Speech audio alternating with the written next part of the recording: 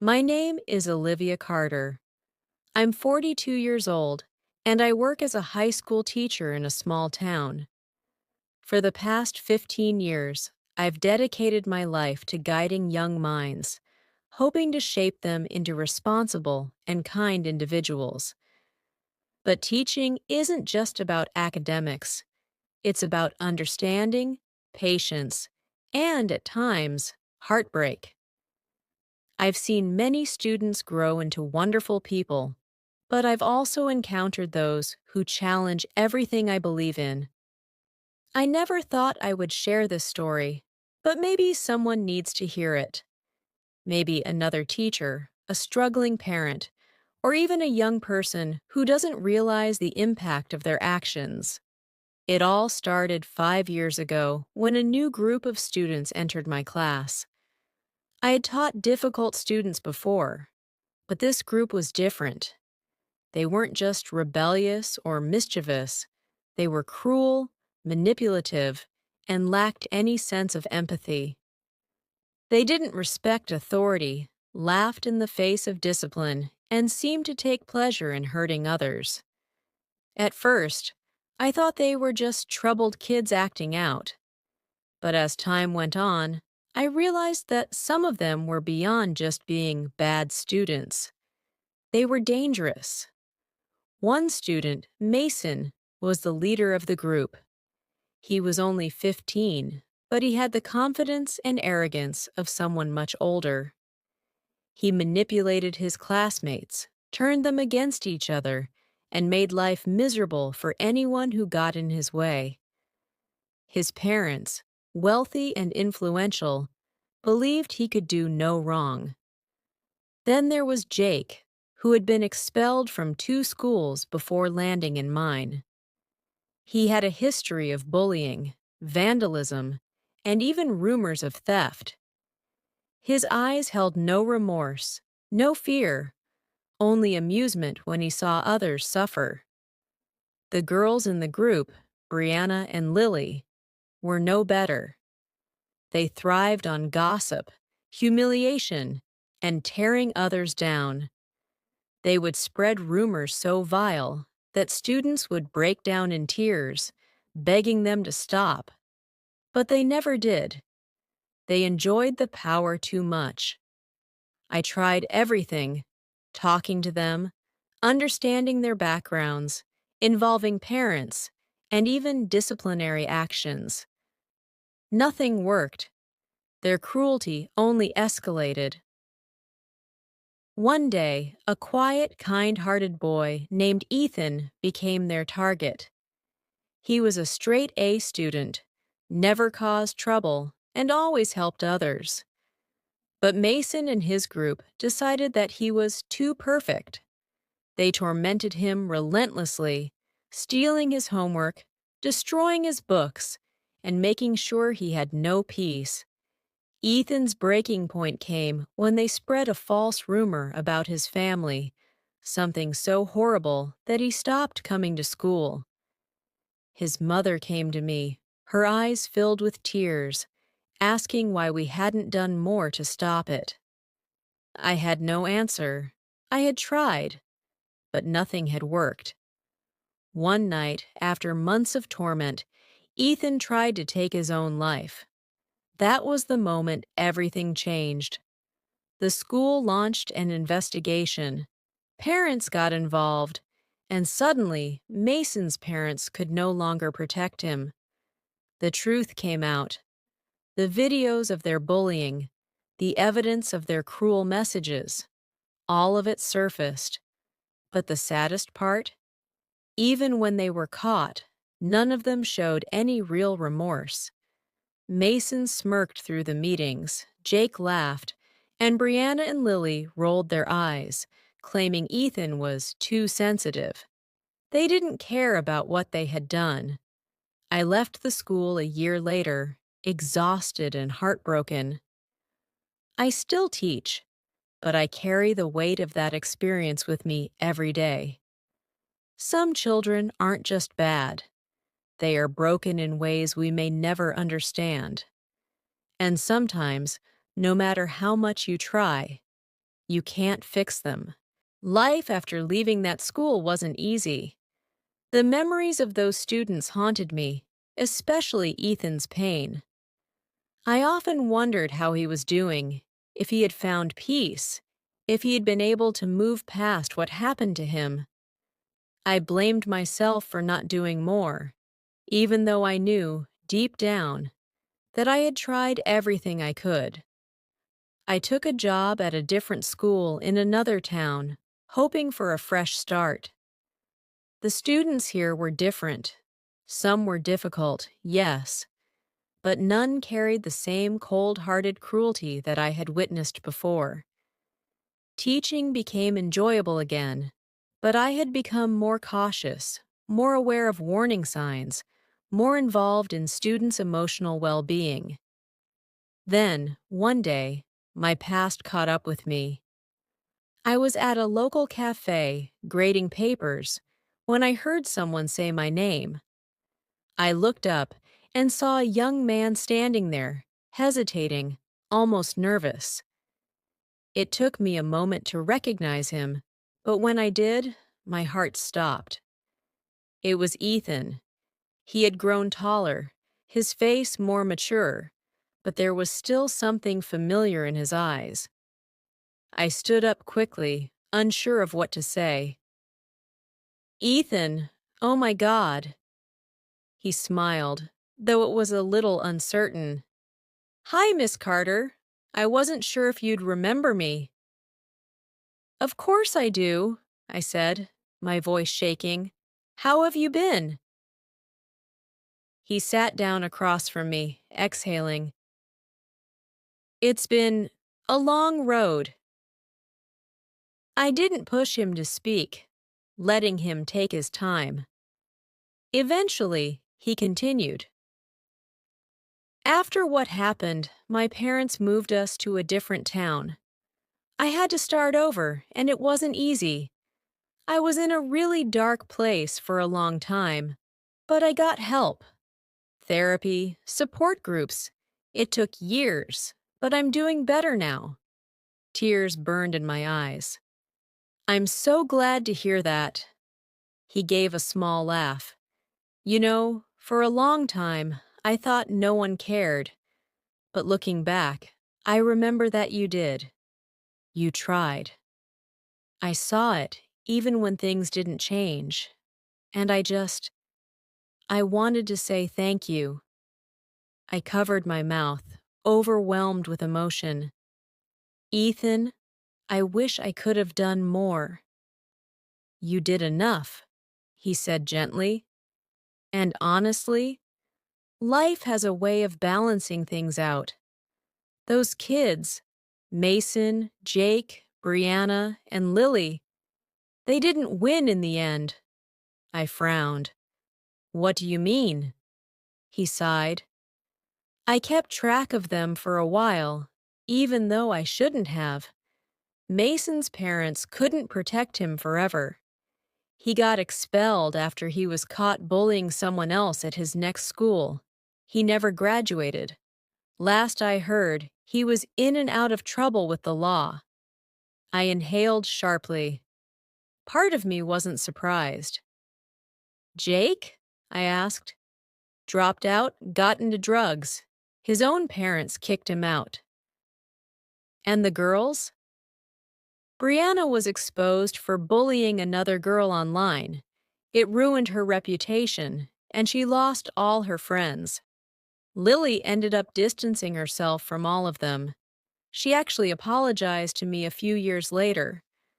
I don't know if she truly meant it, but at least she tried." I sat in silence, processing everything.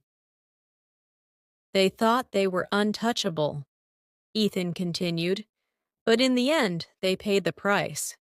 Maybe not in the way we expected, but karma has its way." I nodded slowly. "And you? What about your future?" He smiled. "I'm in college now, studying psychology. I want to help kids like me, kids who feel like there's no way out." Tears slipped down my cheeks.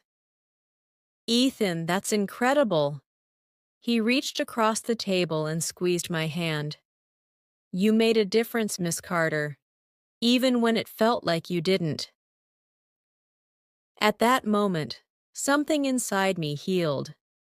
The guilt I had carried for years began to fade. I had always believed that some children couldn't be saved, but maybe I had been wrong. Maybe, even in the darkest moments, kindness could plant a seed. Ethan's words stayed with me long after we parted ways that evening. For years, I had carried the weight of my failures, believing I had lost the battle against the cruelty of those children. But hearing him say that I had made a difference, even in the smallest way, was like lifting a burden I hadn't even realized had grown so heavy. That night, I sat alone in my apartment, replaying our conversation. I thought about Mason, Jake, Brianna, and Lily, their paths diverging into struggles, consequences, and, in Lily's case, perhaps a chance for redemption. They had once seemed untouchable, but life had caught up to them. I wondered if I should feel relief or pity. Maybe both. The next morning, I woke up with a sense of purpose I hadn't felt in years. I wasn't just a teacher. I was someone who had seen firsthand the consequences of unchecked cruelty. And now, I wanted to do more than just teach. That very day, I walked into my school's office and requested to start an anti-bullying program. At first, my principal, Mr. Dawson, looked hesitant. It's a great idea, Olivia, but we've had programs before. They don't always work. This one will be different, I insisted. It won't just be about rules and consequences. It'll be about real stories, real conversations. Students need to understand the damage bullying causes, not just be told not to do it. He leaned back in his chair, considering my words. How do you plan to make it work? I took a deep breath. I want to bring in former victims to share their experiences. People like Ethan. I want to show students what happens when words and actions go too far. And I want to offer support, not just to the victims, but to the bullies too. Some of them are lost, and if we reach them early enough, maybe we can change their path before it's too late. Mr. Dawson studied me for a long moment before nodding. All right, you've got my approval. Let's see what you can do. That was the beginning of something new.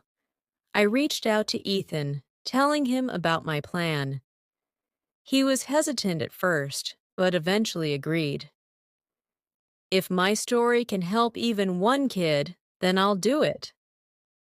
A month later, he stood before a packed auditorium of students, faculty, and even some parents.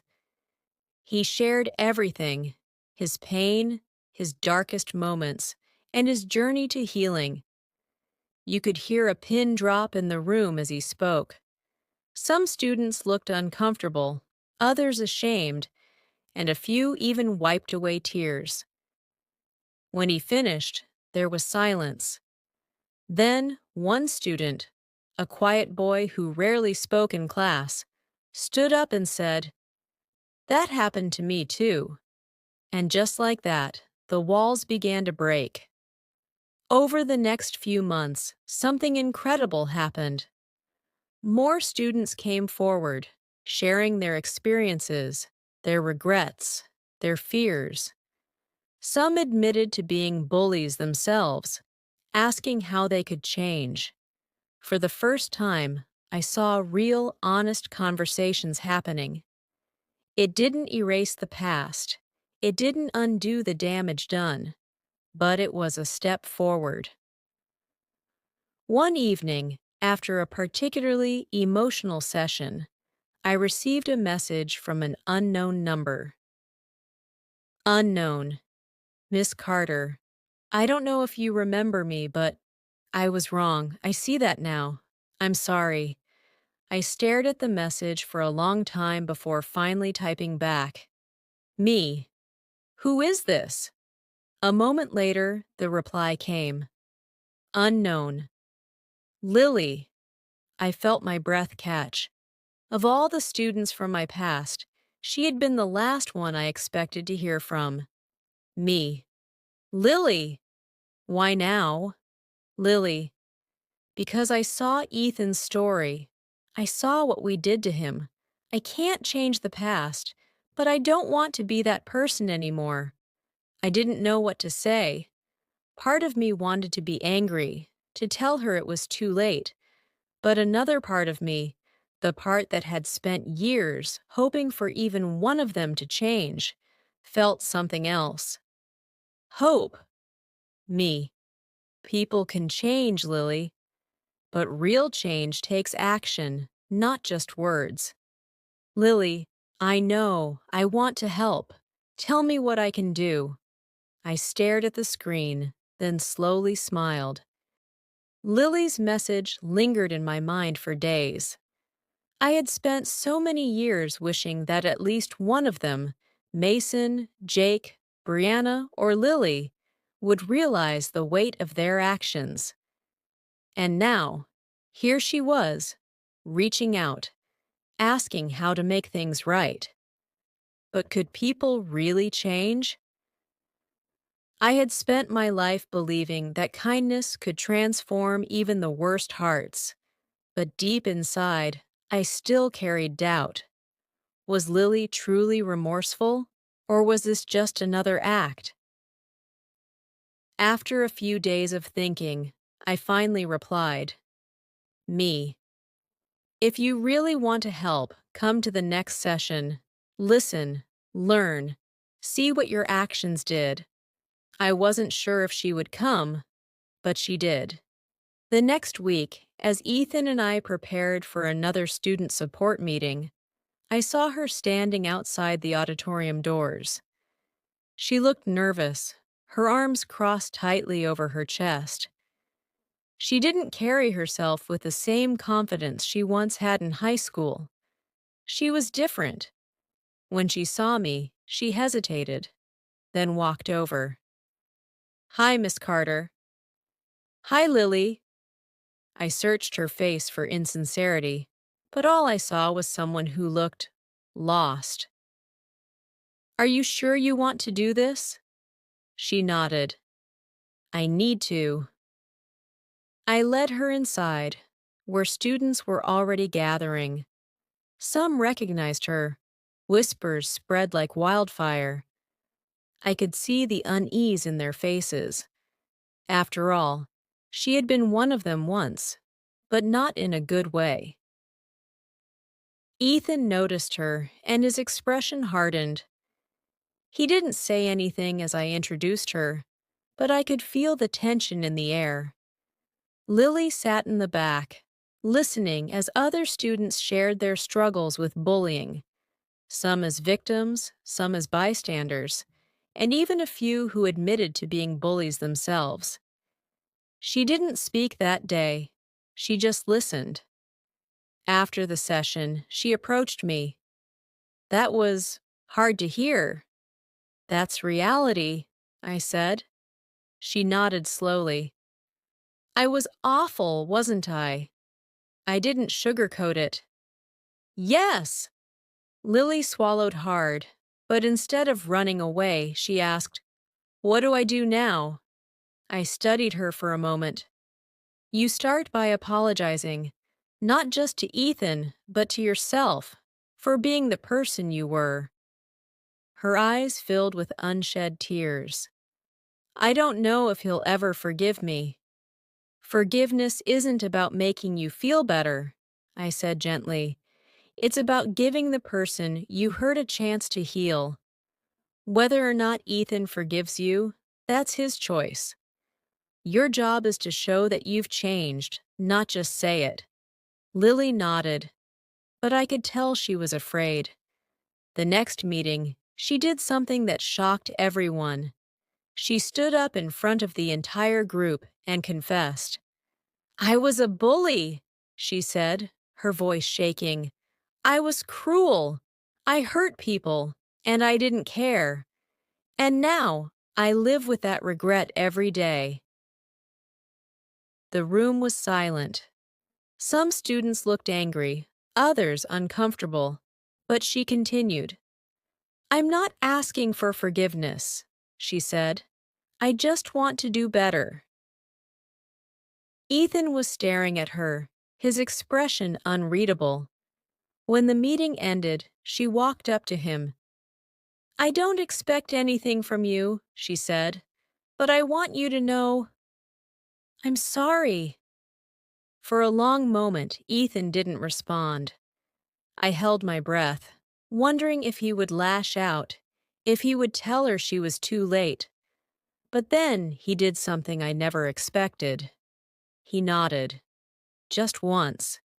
It wasn't full forgiveness, but it was a start. From that day on, Lily kept coming to the meetings. She volunteered, helped students who were struggling, and made it her mission to make amends, not just with words, but with actions. Months passed, and our program grew.